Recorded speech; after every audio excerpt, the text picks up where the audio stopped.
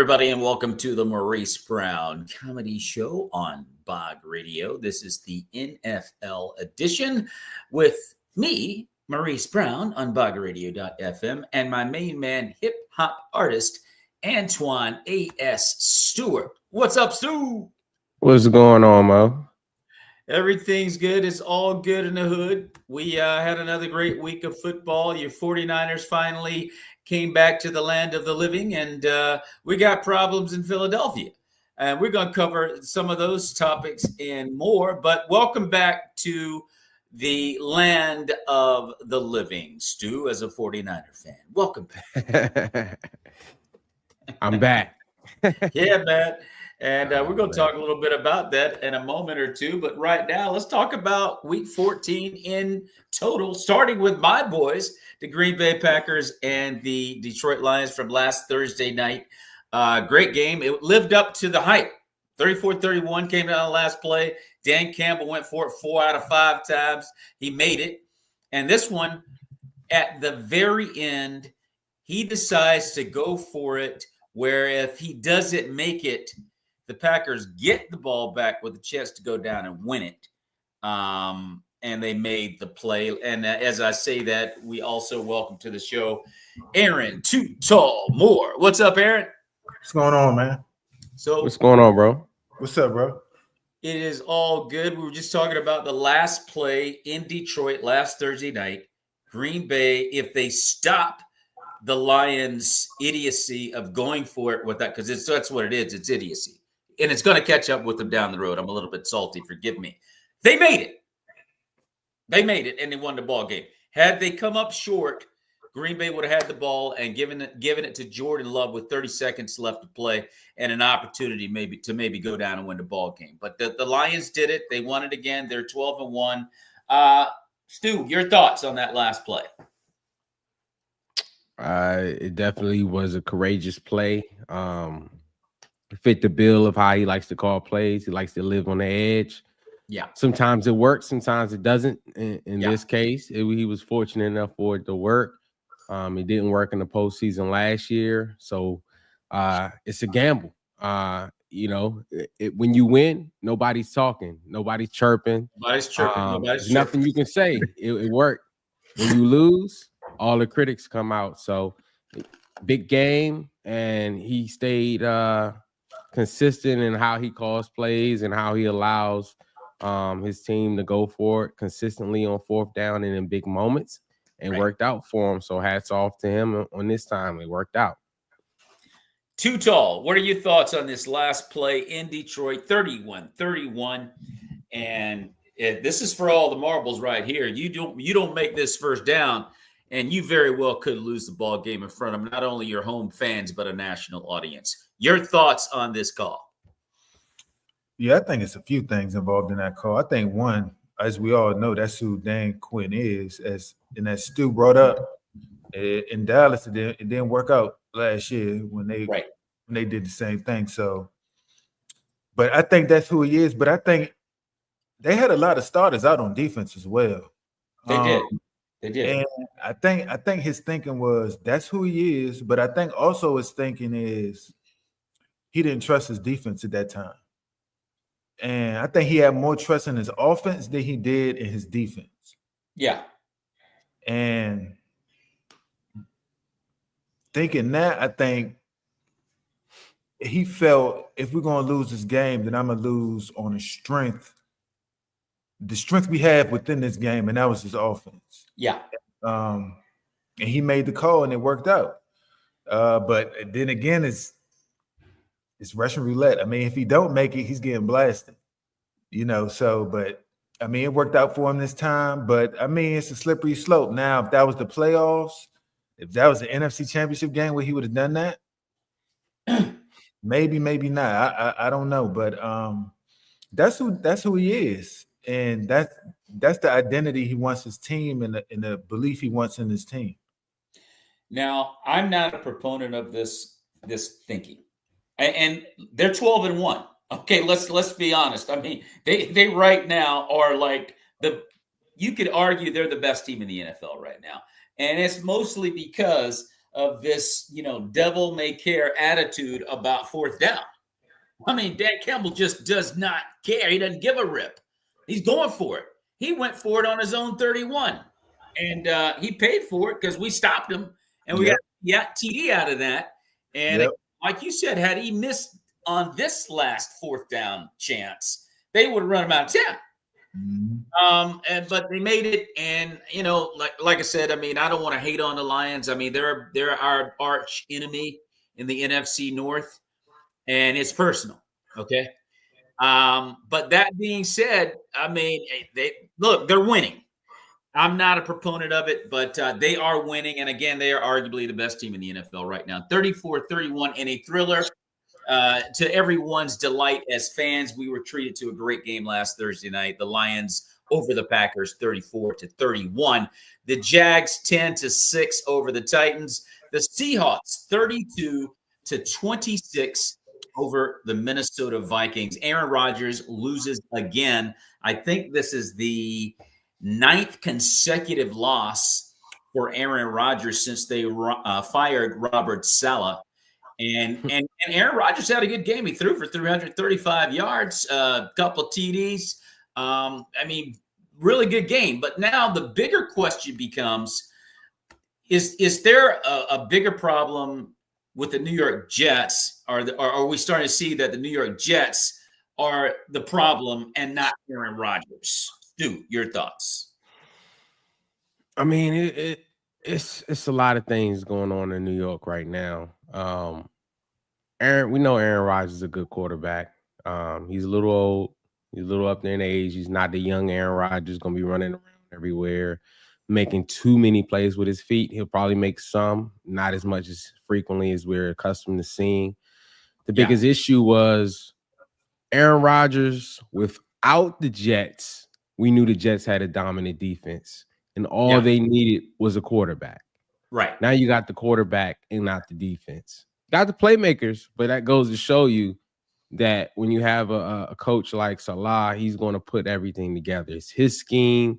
He drafted a lot of those guys. Some of those guys he brought over with him from the 49ers. Right. He put that scheme together. He knows how to motivate men. He knows how to get the most out of his team. And it was the offensive coordinator and the offensive side's job to get the offense working well. They fired the wrong guy, and now you got an issue. Aaron Rodgers is starting to warm up. He's starting to look like Aaron Rodgers we're accustomed to seeing, putting up the numbers we're accustomed to seeing. But now the defense can't stop anybody. They're not playing complementary football. You got to play complementary football. And I again, I mean, I'm not one of these people that likes to jump on Aaron Rodgers and say you're the reason that the Jets are losing. You're not delivering. It's all your fault. I'm not one of those people. I didn't even want him to leave Green Bay. I still hate the fact that he left Green Bay. But when you look at the New York Jets as a team, I think it's time to start looking at the freaking organization. Like the owner, I think Woody Harris is his name. I think he is out. Didn't he play on Cheers, Woody Harrelson? Anyway, we start with the owner, then you start looking at the coaching staff. I mean, why in the world would you get rid of Robert Saleh? Defense is not making tackles. Okay, it's a big problem there in New York, and it goes way beyond Aaron Rodgers as far as I'm concerned. Too tall. Your thoughts? I agree with you. I think you got to look at the owner, Woody Johnson. I think he has. I think I would say 90% of this lies on his shoulders. Yeah. And I disagree with him firing Robert Saleh. Robert Saleh. I disagree with that. And even the intern coach, Jeff, I forgot his last name. Yeah, Jeff Ulbrich. I really don't believe he's qualified to be a head coach, in my opinion. But now this is what the interesting thing.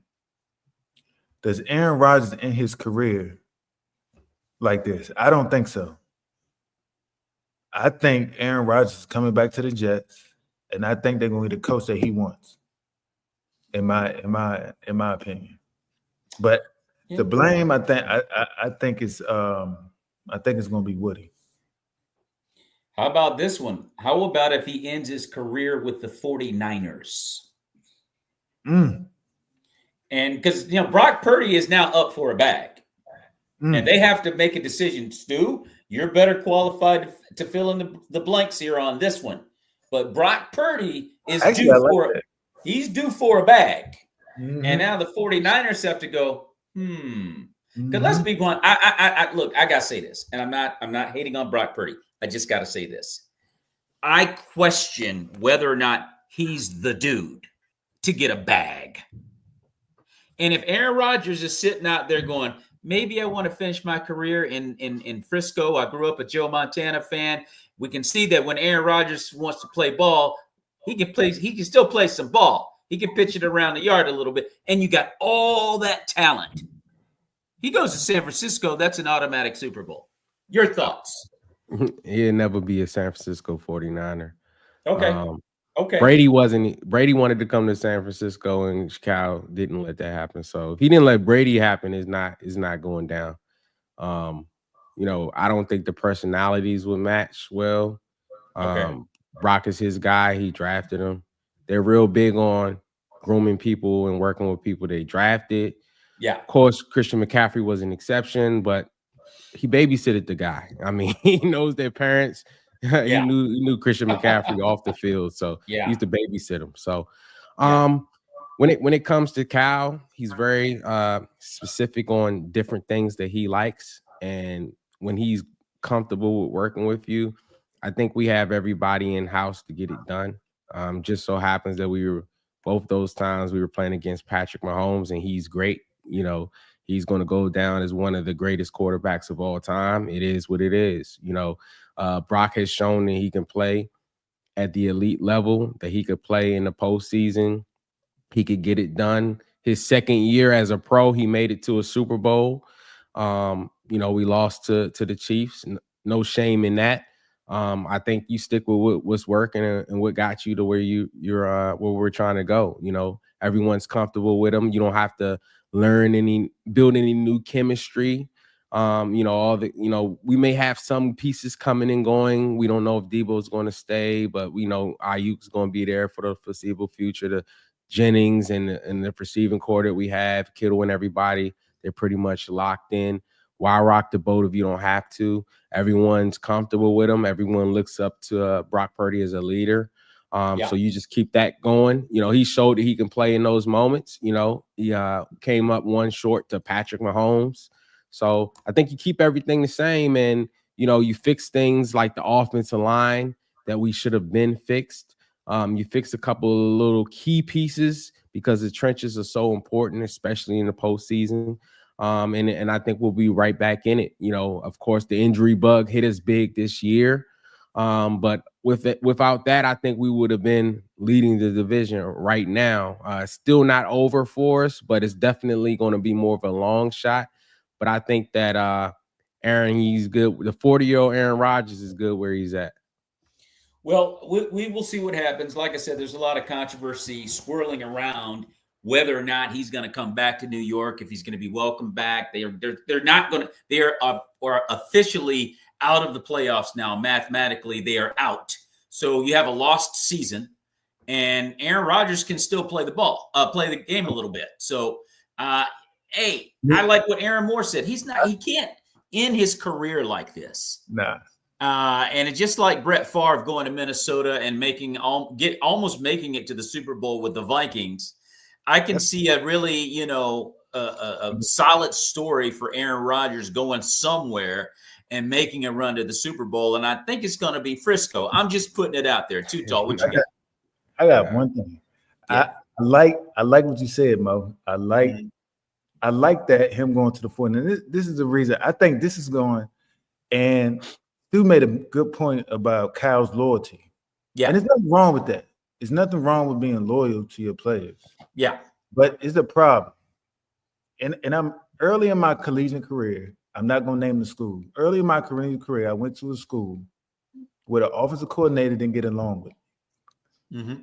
And I had fans, I had players asking me why I'm not getting on the field. The head coach took me into his office and said, "Why you not getting on the field? I don't know, but I'm gonna stick by my coach." And that's when I left and went to another school. Okay. And I said, in my mind, I didn't say this to the coach, but I said he would never win.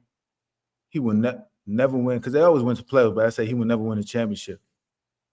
And they never did. Okay. And I'm gonna say the same thing about Cal. And the reason I would say you want to bring Rodgers there is because he lifts the talent around him when you're lacking talent. And a lot of times the 49ers be hurting because they lack the talent because Debo and McCaffrey are injured. But if you have somebody in a position that could uplift other players that come in and substitute that would be the difference maker. And that's the key. That's what separates Purdy. Now, Purdy's a great player, but that's not our problem, though. That's the thing. Like, Dallas needs that. They need a quarterback. You can't talk about a guy who led his second year. You lead a team to the Super Bowl. He didn't lead him. That's the problem. He didn't lead him? Nah, he didn't lead him. Nah, he led him. His play. He was the top 3 quarterback statistically. And I'm not talking about yak yards. I'm talking about ball in the air. Like, he was leading the group in the top 3. So I mean, we can't just make up. You know what I'm saying? Like, or put people in certain categories. Guys, let me say something real quick, though, in regards to that. I got to say it again. I said it a moment or two ago, just for conversation. Brock Purdy is due for a bag. The 49ers as an organization, because if they don't make the playoffs, there's going to be problems in Frisco. Okay, Debo Samuel has already started running his mouth again. He's worried about there's some problems over there in Frisco. I'm just going to be honest with you right now. And if they don't make the playoffs with Purdy needing a bag and Aaron Rodgers hanging out there in the wing, because here's the difference. The Jets suck and the 49ers don't. Okay, so if you had Aaron Rodgers, you're talking about a team that's ready to go to the Super Bowl. And that's nothing against Brock Purdy. I mean, I like Brock Purdy. But if you had an opportunity to sign Aaron Rodgers, would you do it? No. Okay. That's fair. That's fair. You're being 100 about it. I'm just throwing it out there just for conversation. I think the 49ers are going to be going, man, do we really want to give Brock Purdy they're going to pay him. They're going to pay the guy. $60 million. I mean, do we really want to do that? They got some thinking to do. I'm just throwing it out. Go ahead on, Stu. So here's the thing. Now, I do agree with Stu. It's a catch-22 because if you say you want to bring Rodgers in, Purdy's not going to want to be there. Because Purdy's going to say, I took a team to the Super Bowl. He's going to say that. And why are you bringing him in? You know I could take the team to the Super Bowl. Why are you bringing him in? And he's not going to want to be there. No, he wouldn't. He wouldn't want to be there. So you would leave. You would. It's a 20 because if you bring him in and you don't win the Super Bowl, then you in the same boat. I mean, you in a worse boat because you're gonna need a quarterback. So I could see Stu's point that you have Purdy. And if they believe they could win the Super Bowl with him, then pay him. The only problem is paying the guys around him too. Exactly.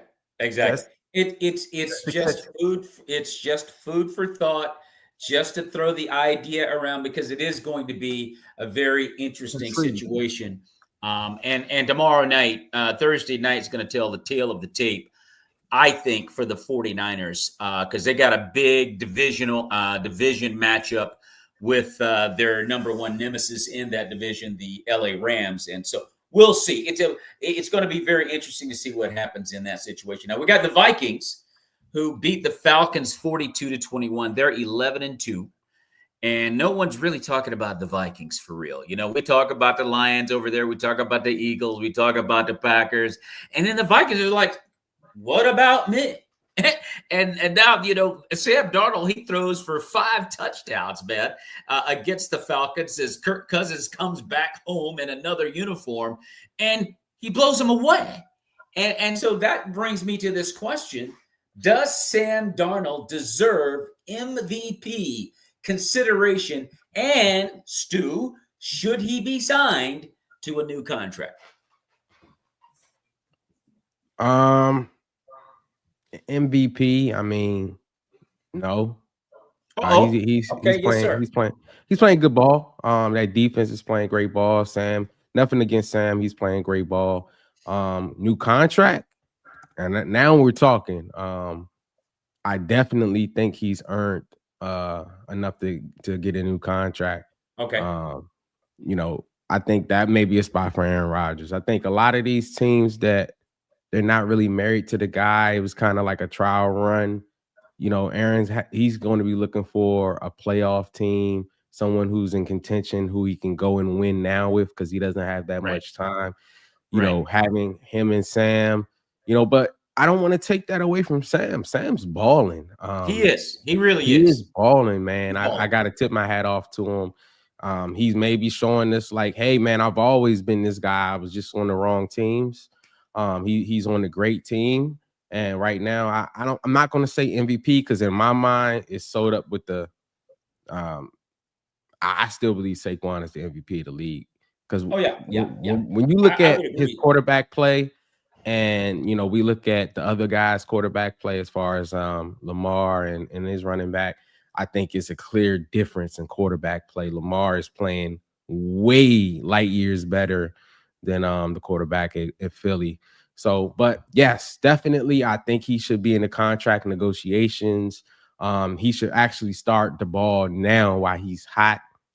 See if they can do an extension before the year is out. Try to get what you can, because the last thing, if I was Sam Darnold, the last thing I would want to do is go into the off season, and then you may have a couple of other quarterbacks who are available and they put their name in the hat.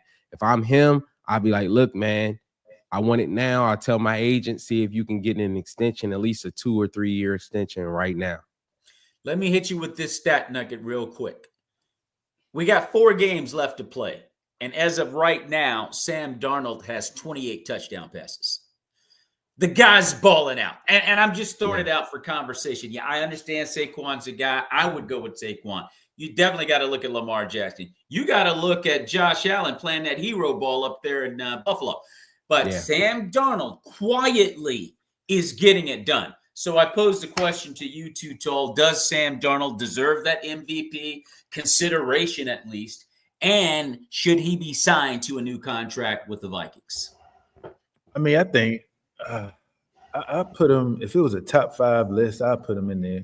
Yeah. But I don't think he's everybody knows who's the top 2 in the running for MVP. But to re-sign, the only thing they did draft JJ from Michigan. So I mean, if you sign him, I think he does deserve to come back to Minnesota, because what he's proven this year, especially now, I always knew Sam Darnold can play. People used to laugh at me and be like, you don't know what you're talking about. But I always say he could play if he get in the right situation. And as you see, he's in the right situation. Yeah. And now he's balling out. So I do believe he deserves a new contract. I would say around that 2 to 3 year mark. To give him, I mean, how much, I don't know, but that 2 to 3 year mark.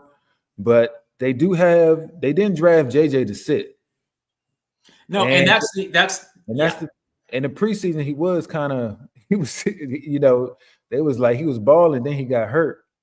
Yeah. Then they was like, Sam Darnold the reins, but it was a competition at first. So it's something the organization got to think about, but you got a youngster back. I mean, I would say this, they're in a great position. Yeah. Yeah. It's an enviable position that they're in. I mean, you look at J.J. McCarthy. Yeah, he's going to be like, hey, what about me over here? He did look good before he went down. And then you got Sam Darnold lighting the league up. It's like, oh, whoa, wait a minute. What are we going to do with this right here? So the Vikings have a lot to mull over right now. Their number one concern is getting to the Super Bowl and winning it. And at 11-2, they've got a great shot to get that done. So looking at the rest of the scores from last week, we had the Giants and the Saints. Who cares? 14-11, the Saints over the Giants. There was a plane that flew over MetLife Stadium that said dumpster fire. and they were right on the money about that. That was probably the only shining moment during that game. Anyway, and also the Eagles, 22-16, in one of the more controversial wins over the weekend, as A.J. Brown is complaining that he's not getting enough looks from Jalen Hurts. Even Devontae Smith jumped on board.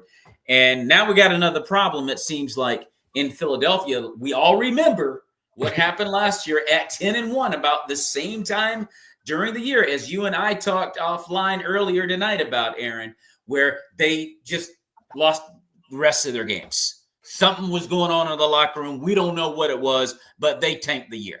And they lost in the first round against Tampa Bay. And now it looks like something is happening again in their locker room. Stu, I posed the question to you. Is there a problem in Philadelphia? I would say yes and no. Okay. They didn't fix the problem from last year, but having an MVP like Saquon is enough to mask it for now. I like that. Yeah. When I look deep into what's going on there, with the exception of the running game, the passing attack is horrible. I mean, it's efficient. He threw for 2 touchdowns, but it was like 108 yards total. 108 yards, yes, correct. Not a great game. You can get 108 yards. I mean, in a quarter, or a half, especially a half. Yeah. So they gotta find out what's. I know they have probably a passing attack coordinator, pass game coordinator. They gotta figure out what's going on. They have way too much talent out wide. They got Saquon requires enough from the defense for them to put an extra man in the box that people should be getting open, and their quarterback, he's talented enough to hit the open man. So whatever's going on with they gotta fix that, because if teams start being able to, you're probably not gonna stop Saquon, but if you can manage to slow him down and try to make Hurts beat you with his arm, which he's more than capable of doing. Yeah. But he's just not playing that way this year. So I believe there definitely is a problem. They got to figure out that passing attack and figure it out quick. Luckily for them, they did not lose to the Panthers, but it was close. And I don't want to take everything away from the Panthers, because the last few weeks, Panthers, they've kind of been rolling. They kind of getting into their mojo. They're getting into rhythm a little bit. So I don't want to take that away from them. But definitely Philly has to figure out that passing game and figure it out fast. 2 weeks ago, the Carolina Panthers had the Kansas City Chiefs on the ropes. And the Eagles barely got out of there.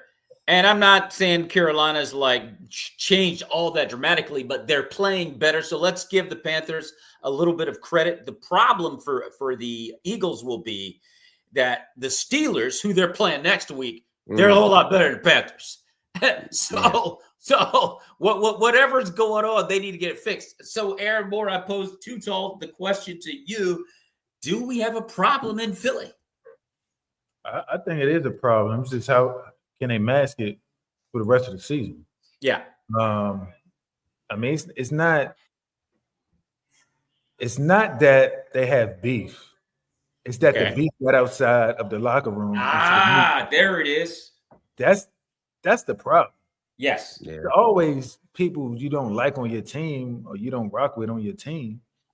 But when they get into the media hand, they start burning that fire, and people start saying stuff that's not true. And he said what, this person said this, and it don't.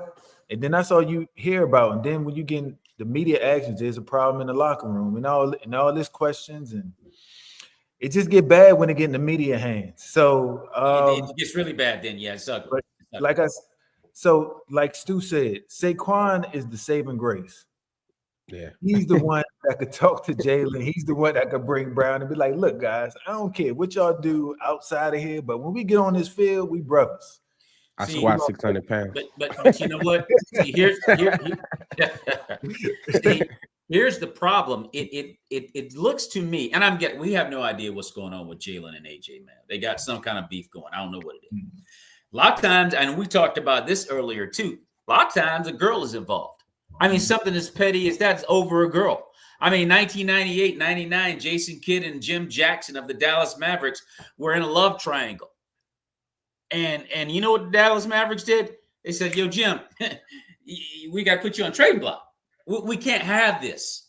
I will say Actually, this. I think it was Kidd they put on the trading block. But what I'm saying is the Philadelphia organization, they're going to have to get to the root of the problem. Somebody's going to have to look, man, if you can't get on the Philadelphia Eagle train, somebody has to go.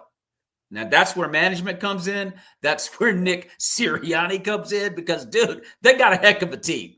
And it would be a daggone shame if they take another year over some petty personality difference. Okay, this thing right here, and I like what you said before about beefs in the locker room. They don't get outside the locker room. Everybody's got a beef going with somebody. You know what? You know what cures all of that? Winning. And the problem here is they are winning. And they're still beefing. So, and I don't think it's something that Saquon Barkley can solve. If he gets in the middle of that, he might catch one. I'm just throwing it out for conversation. It is weird. The Eagles are 11-2, and they look like a Super Bowl worthy team to me. We got some comments here. Let's see. Michael Carvella says that, do y'all have a Twitter convo do I want to reach out on Twitter? I do want to get on Twitter. I'm having some issues getting this show on Twitter. I have to talk to you offline, Stu, about that because I haven't been able to get on Twitter for like about 8-9 months for whatever reason. But Michael also says the Eagles have a quarterback issue, which Jalen Hurts, getting back to your point, Stu, about the fact that he only threw for 108 yards. He's not having a good year from the quarterback position as a thrower, even though they're 11-2. So, yes, you could say, because Devontae Smith's mad at Jalen too. He's saying he's not getting, any targets at all as well. So, yes, they maybe. I mean, I've definitely seen Jalen play better than this, so I don't know what's going on. But it's a good point, Mike, that you bring up. And then he also said it could be true about the girl. Same has been said about Kyrie and LeBron. Yeah, there's some stories about LeBron too. I can't share up here, but anyway. But yeah, sometimes that happens with the girls. Something as petty as that, and it can disrupt an entire team. And you just look at the Eagles, man, and you just kind of wonder, man, I'm not an Eagle fan, but I hate to see a good team like that get, lose because of something, just small and petty, a personality difference or whatever the problem is. So we'll keep an eye on that. We got the Steelers and the Eagles coming up this weekend. That's going to be a good match. I might be the game of the week coming up, the Steelers and Eagles. And then the Pittsburgh Steelers 27-14 over the Cleveland Browns. Russell Wilson looks like he's doing just fine in Pittsburgh, Sean Payton. The Bucks 28-13 over the Raiders. Seattle over the Cardinals 30-18. You look at Kyler Murray, and it's like, he's so up and down. I mean, and then if he makes a mistake, then he starts getting depressed and moping around and whatever. I don't know what to think about Arizona. I know on any given Sunday they can beat you. Not this past Sunday. The Rams 44-42 over Buffalo in a real barn burner. And Josh Allen, he had to go back to the Hero Bowl. Because you get Amari Cooper and you kind of go, man, okay, I think they solved the problems there. If you look at Amari Cooper, he really hasn't played that well. They just haven't played real tough competition. And the Rams are starting to hit their stride. And there goes Josh Allen. They almost saved the day for the Bills, almost brought them back. And you just start to wonder, how long can Josh Allen play hero ball and without getting, you remember what I said, he keep doing this is what's going to end up happening to him, because you can't keep trying to truck linebackers. You're going to end up in the hospital with 2 broken arms. And anyway, but I want to look at the Los Angeles Rams, because they're 7-6 and they're in your division, Stu. You know how the Rams can be. You got a healthy Nuka Pakua Puka Nakua, whatever, the Lion King guy, and then also you got Cooper Kupp, and now they look kind of scary. Are the Rams emerging as a legitimate threat, Stu, in your mind, in the NFC? Most definitely. We got to remember that, with the exception, not Puka, but with Cooper Kupp and Matthew Stafford and company, not too long ago, they won a Super Bowl together. Yes. So, so they're more than capable of pushing, trying to do it again. And they're playing great ball right now, right? Mm-hmm. I think if we want to talk about that game, I did want to talk about that game where the Rams edged Buffalo out on was the time of possession. Yeah. They had the ball maybe like close to 15 minutes or more than the Bills. Yeah. And the Buffalo has to find, as you mentioned earlier, they have to find a way to run the ball without Josh Allen. Josh Allen was leading the team in rushing. He had with 80-something yards. They got to figure out a way to manufacture a run game without putting Josh Allen out to dry. I know in big games he's going to make plays just like Lamar and company, but if you find a running game, I think that'll help out with the time of possession and stuff like that, and you won't end up in all these shootouts, which they're more than capable of winning. They just lost this one, so they got to figure that out. Go back to the Rams, they're definitely a problem that the 49ers are going to have to solve. If we want to get into the postseason, we're going to have to beat the Rams. We cannot lose. This is a must-win this week. This is a must-win game. I mean, it's Thursday night football. The 49ers, it's a do-or-die situation. I mean, is it a do-or-die situation, I should say, yes, for the 49ers, Stu? And you agree that they must win this game? Must win. Yeah. So I switch it over to you, Tutal. As we see, we have a Thursday night matchup at Levi's Stadium in Santa Clara, California. The 49ers will be home 8:15 Thursday night, Prime Video. This is shaping up to be another marquee type matchup because we saw after the 49ers did what they did to the Bears, and I know the Bears are nothing to write home about, but they're not that bad. It kind of looked like Frisco's coming back to who they are.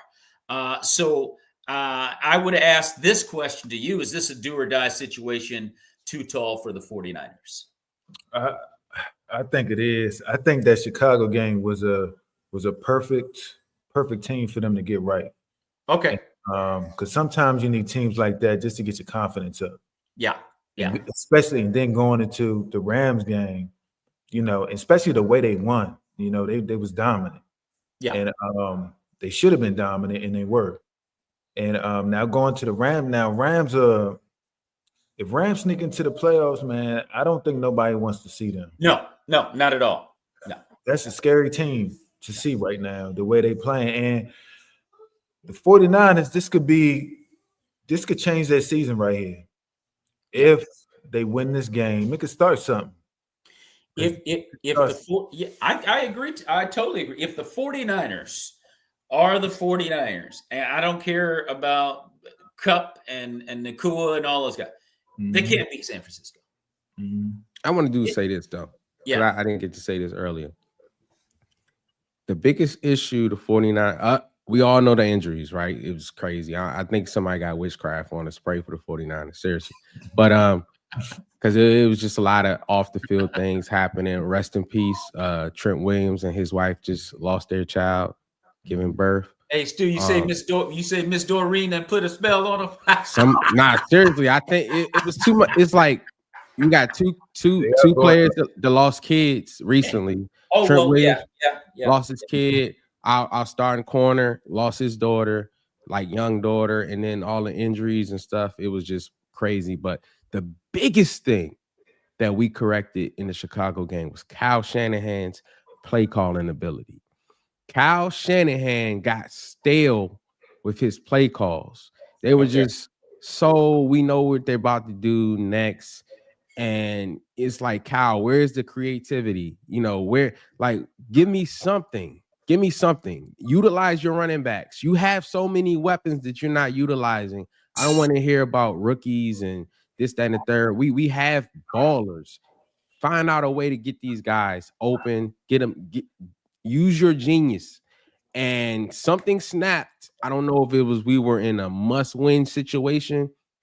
Something clicked in Kyle Shanahan because we were getting out-coached. I'm just going to say this. We were getting out-coached in a lot of these games that we lost. A lot of, fourth quarter, we got blowing early leads, a lot of penalties, play calling horrible, a lot of bad decisions by Cal, running McCaffrey in the ground again. We like Cal. Yeah. We had the number 3 running back in the league. Why are you running McCaffrey in the ground? And then he gets hurt again, right? So it's like a lot of our issues were coaching issues, and I'm hoping that this lit a fire under Cal, because when Cal's in his bag, he's that guy. He's top 2, top 3 play callers in the league in his bag. But when he's not in his bag, is not very good, and we can fall into that habit of being, easy to read and stuff like that. So that's one big thing that I did want to point out.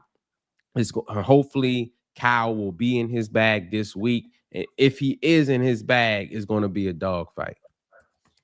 Yes, sir. There's no question about it. And to Michael Carvelis, do we have an email that you can reach out to? Absolutely. You can reach out to my email anytime at all, Michael at Maurice Brown Comedy Hour at gmail.com. Give me a shout out, man. Let's talk. Let's talk. I appreciate the compliments for the show, and thank you for watching the show, Mike. We're going to switch over now, guys, to the NFL Power 5. And I have them starting out with the NFC. Hadn't changed a whole lot. I still got the Lions number 1, but I got the Vikings number 2 in front of Philly right now, followed by Green Bay and the Commanders. Stu, your thoughts? Not mad at it. And I agree. The Vikings are playing great ball. They're getting better quarterback play. We're just honest. They're getting better quarterback play right now. And I think that's what gives them the edge over Philly right now. Packers, you guys are right there. Commanders are right there. Talented young quarterback. We know what they're capable of doing. I don't think that's another team that you might not want to see in the postseason. Any one of these teams, to be honest with you, but especially the guys that you're getting great quarterback play from, the Commanders, the Packers, the Vikings, Detroit, getting all great quarterback play for those guys. So I agree with the list. Too Tall, your thoughts? I like it. I'm still, for some reason, I'm still skeptical about the Vikings. Okay. And the only reason I say that is because I haven't seen them in the game. What I mean the game is the playoff game where everything's on the line. Yeah, okay. I've seen the Eagles do it. Okay. Definitely. I've seen the Eagles do it. Mm-hmm. But, like I said, things happen when it's all on the line. People start looking for it. That's a good point. That's actually a very good point. When them lights get bright, some players look different. Well, but I mean, I like the list. But yeah, I think I still go with the Eagles second and then the Vikings third, just because I seen the Eagles there, and I know they're capable of doing it. And even though the Vikings have been balling, still, I need to see it. I need to see it when it matters. Well, and I like that point. I never even considered that. I mean, let's be real here. Sam Darnold's never gotten an aroma, whiff, or sniff of the playoffs. Okay. He did. He did? Yeah, the one time he was playing the Madden career mode. Yes, of course. So we have to take that. But I do I do understand the pushback, Aaron. It's a good point about his lack of playoff experience and the bright lights. I mean, they get pretty bright. I'd go for the Kevin O'Connell of all of the So no, dude, you make a really good point. I like that. It makes a whole lot of sense. And Michael Carvella says, yes, Mike, 100%, dude, 100%. So I'll look at the AFC, and I've got the Chiefs #1 still, followed by Pittsburgh. I put Pittsburgh in front of Buffalo from last week and left Baltimore and the Chargers in the 4th and 5th spot. Stu, your thoughts? Again, I have to agree with it, man. Russ should definitely open up a restaurant in Pennsylvania because he is cooking. Yes, sir. He is a completely different quarterback than last year. Coaching matters, not taking anything away from Sean Payton. He's a phenomenal coach, just wasn't the right coach and the right fit for Russ. He got his guy, and now Russ is with a coach that believes in him, and the system is working for him. And now and Aaron called it early on in the season. That's exactly what they needed, and he is cooking. So I definitely agree with this list from top to bottom.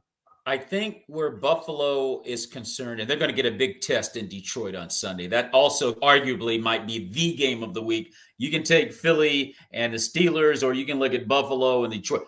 Both great matchups. But the problem in Buffalo right now is the hero ball that Josh Allen has to deliver for Buffalo to win games against tough teams in tough situations. They don't have a running game. Amari Cooper is not really the answer as we would really look at them as a whole. And the Steelers defense is scary. By the way, I agree with you, Michael, on that. But I don't know how much I trust Buffalo if Josh Allen has to play at that Herculean level like that to win tough games. So but we'll see. I mean, this game right here will tell a lot in Detroit. That's for sure. And that's a game I definitely want to see. Your thoughts on this AFC Power 5, Tito? I like it. I'm glad you put the Steelers in front of Bills. And Michael was right. The defense is #1 reason I like the Steelers better. And the running game. Steelers could run the ball a little bit better, a lot better than the Bills. Yeah. Seems like the Bills getting these games, man, they get the lead, but they can't run out the clock. And, no. Josh Allen, like you said, Mo, he gonna be in the hospital bed with his leg up. Yeah, you can't, man. You can't do it. You cannot go around as a quarterback trucking linebackers as a living. It's gonna catch up. And he's good at it. And you know what? And I'll say this about Josh Allen, to his credit. He tries to stick to the game plan, the way they draw it up, so he doesn't have to do that. They try to get the running game going. He tries to, not run out of the pocket and try to make good throws and good decisions. And then after a while, he's got to put the cape on. He said, we're not going to win any other way. And he's probably won 5 or 6 games like that. And that's not the way you want to make your paycheck. Now, for the league, I got Detroit #1, the Chiefs #2. And again, I put the Vikings in front of the Eagles because I got to watch that Philly situation. Okay, I'm serious, dude. I got to watch that Philadelphia situation. So I dropped them all the way to #5. Stu, your thoughts on the league top 5? I'm not mad with it again. Vikings, to be honest with you, if we're talking postseason, I think the Steelers are above I think the Steelers should be in the top 5. Point blank. You know what? I didn't. You know what? They should be. They should be there in front of Buffalo. Yeah, they should be. In my opinion, they should be in front of Minnesota. The way they're playing right now, and like Aaron mentioned earlier, postseason, like Russ should have 2 Super Bowl rings right now. Like, we know what Russ can do. We know with that coaching staff, he's won Super Bowls. We know the pedigree that's behind the driving force. That defense is playing scary. They can run the ball. They check all the boxes. Yes. I would have to right now, as of how they're playing right now, I would put the Steelers at #3 in front of the Vikings. If we do that, I would edge the Eagles off the list. And I would put the Bills right now at 5. That's how I would have it. That's an oversight on my part. I completely forgot about Pittsburgh. Tutal, what do you think? I was thinking the same thing. I would have knocked the Eagles out, and I would have put the Steelers in there. Yeah. But other than that, I like the list. I like the teams. And I think Stu got a good point. I like the Steelers at number 3. I like the Steelers at number 3 in front of Vikings. Okay. Yeah. And you know what? I could live with that one too. I mean, I think that because of the physicality of Pittsburgh, getting back to what Michael Carvella said earlier, their defense is scary. It can be very scary. The Vikings don't have that. They like to scheme you and trick you and make you think one guy's coming when he's not, and all these different things they do in the secondary. So they're a moving parts defense, but the Steelers will just hit you in the mouth. And that, to me, the physicality that they bring, it would edge them over. I could definitely go with that as well. I gotta make some changes on that list, but I do give the Vikings credit for being 11-2. They're a team you don't want to see in the first round of the playoff. And you look at the NFC North, the way it's going right now. You know, you could end up having to host Minnesota or Green Bay in your first round. Although right now, I don't know, and the Packers are my team, but they got a tough game in Seattle this weekend. The Packers are in trouble. They got a lot of work to do, so we'll see what happens with that. We've already talked about the fact that, you know, Thursday night we've got the Rams and 49ers at 8:15 at Levi's Stadium in Santa Clara, California, on Prime Video. And I'll tell you right now, this game, because of what's riding here for the 49ers, because of what we all know what the 49ers can do when they're healthy, and lastly, because of what they did to the Bears last week. And again, the Bears are nothing to write home about, but they're not chopped liver per se. We know the Bears are better than that, and they destroyed them. That looked like the San Francisco 49ers that I'm used to watching. So if they are getting back to that kind of swag, the Rams could be in trouble, and it might be just as good as the Packers-Lions from last week, quite frankly. Like, this could be a back alley, knockdown, drag-out fight right here that you don't want to miss. And that's going to be Thursday night on Prime Video. 1 o'clock on Sunday, the Chiefs and the Browns, the Bengals and the Titans, the Commanders over this, and the Saints. By the way, I want to say this about the Bengals after they beat the Cowboys.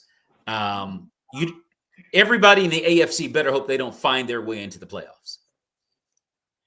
And I'm going to tell you right now, Kansas City, Baltimore, the Chargers for sure, Pittsburgh. Okay, these Buffalo. You don't want to see Joe Burrow walk into your stadium the first round. I'm just saying. I would not want to see Joe. So the Bengals, let's see what happens. They got to tighten. We know what's going to happen in Tennessee. The Commanders and the Saints at 1 o'clock. The Ravens and the Giants at 1. The Cowboys and Panthers, Jets and Jaguars, Dolphins and Texans at 4:25. Colts, Broncos, Bills and Lions. Perhaps the game of the day. And they got the Steelers and Eagles and Bills and Lions playing at the same time at 4:25. That's ridiculous. And matter of fact, and I don't know what you guys think about this as I finish out the list. We got the Patriots and Cardinals, nobody cares. Bucks, Chargers, nobody really cares. But later that night on Sunday Night Football, we've got the Green Bay Packers and the Seattle Seahawks. Come on, Packers. What's that? I said, come on, Packers. Yeah, this is going to be a tough game for Green Bay. I could see Seattle winning this game. And I sure hope I'm wrong. This is going to be a very tough game for Green Bay to go up there to Seattle with that 12th man. Because the Seahawks got everything riding on the division right now. 12th man doesn't exist anymore. They unplugged the speakers. Oh, they did good. I'm glad. They was pumping all that extra noise into the stadium. You know? Oh, good. I can't stand it. I ate it almost as much as that stupid Viking horn and that lion roar. Anyway. So yeah, that's going to be a big game. But what I was about to say was, it's almost like, don't you think, and it's kind of hard, but you could flex that daggone Buffalo Detroit game or the Steeler Eagle game to the late one. Because Packers Seahawks really good matchup, but it's not as good as the other two. Mm-hmm. But you can't miss. I mean, all three of those are going to be really good games. You still need to really worry about tinkering with this one. Then on Monday night, we got a real yawner with the Bears and the Vikings at 8:15 at US Bank Stadium in Minneapolis, Minnesota, ABC and ESPN. That might be a good chance to just look in the refrigerator for Thanksgiving leftovers. Yeah. But yeah, man, I feel bad for Caleb Williams in Chicago because I think he can be a really good quarterback, and it started to look like he may fall victim to the same issue that Justin Fields had. I don't know. So what do you guys think about that? I just think that, he's a rookie. Yeah. He's having one of those seasons. He had some success, and now he's learning how to deal with, trying to get back into the fight, trying to rally your team. The NFL is a lot different than what he's experienced, and he's learning. He had some ego things and stuff like that coming in. The NFL will always give you a slice of humble pie. Yes. I think that's what he's eating on now. But I don't think they have a bad team. I think they'll be better next year moving forward, but he has to go through this. He has to go through this ups and downs and things like that. But I think he's definitely getting better. I'm seeing the throws a little better in tighter windows, a little bit more on time. A lot of his throws were not on time and stuff like that. A lot of things he's working out. Just so happens that he's probably going to get slapped up this week. But, hey, it's the NFL. Anything can happen. They can get a win. So, Caleb being sacked a bunch, just like Fields, bad trend. Yeah, and this is another thing. Yeah. That pissed me off about Chicago was you had a quarterback in Justin Fields. Yeah. Build around him. Let's not act like the guy's O-line was all that, and build around him and let him develop. Yeah. Yeah. They didn't give him that chance. Now you're in the same situation with Caleb where he's going to have to develop, and you're going to have to continue to build around him. So you kind of you didn't progress. You didn't do anything. I think you took a step backwards, and now you got to try to keep build it back up. But hopefully Caleb, and company, they figure it out and, get back to winning and figure out their coaching situation. I know they fired their head coach and stuff like that. They just got to get it all figured out from the owner on down. Yeah, much unlike the Washington Commanders, who don't have a quarterback problem, and Jaden Daniels, in fact, total QBR rankings say he's 4th in the NFL as a rookie. So big things going on there in D.C. Shout out to the homies in Washington, D.C., as I'm in Texas right now. Aaron, Stu, of course, you're with me in the big old state of Texas now, San Antonio, Aaron. Yeah. Howdy, bro. Yes, Yeah. We're but riding no, Aaron. I love what Jaden Daniels is doing in Washington, and I'm excited to see what the Commanders do as we get ready for postseason. I think they're locked to get in the playoffs. There's no question. At this point, I think they're locked. With that said, guys, it's time to step out. This has been a great show, and I want to thank you folks out there for watching, Michael Carvelis and all those that have been watching tonight, the Maurice Brown Comedy Show on bogradio.fm, the NFL edition, also seen on KCHF TV in Albuquerque, New Mexico, KCHF TV 11. If you've enjoyed the show, well, like it and share it. And subscribe to the Maurice Brown Comedy Hour. And also, you can listen to the Maurice Brown Comedy Show every Monday through Friday on bogradio.fm at 9 a.m. Eastern, Monday through Friday. So we're going to step out of here. May the peace of Jesus Christ, everybody out there, be with you and your families. Happy holidays, everybody, and God bless.